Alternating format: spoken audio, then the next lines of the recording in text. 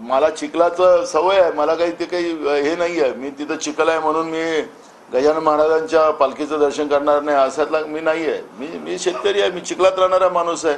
स्वाभाविक आहे, चिखल होता तिथं माझे पाय खराब झाले आणि पाय खराब झालेत तर कार्यकर्त्यांनी पाणी आणलं आणि मी आपलं वरतून तो पाणी टाकत होता, मी आपल्या हाताने धुवत होतो.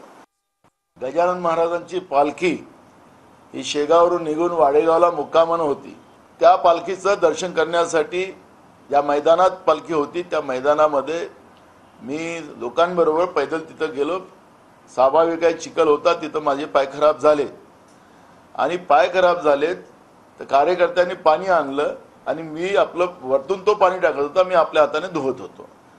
आता माझ्याबद्दलचं एवढं प्रेम आता सध्या मीडियाला आहे, पण जे ईडीमध्ये ज्याचे माखलेले आहेत ते कशा अंधारात पाय धुतात कोणाचे ते माहिती. सरकारमध्ये अनेक लोक आहेत ईडीला माखलेले आणि त्या अंधारात पाय दाबतात, अंधारात त्याचे पाय धुतात, हे डोकं दाबून देतात, हे सुद्धा दाखवा ना.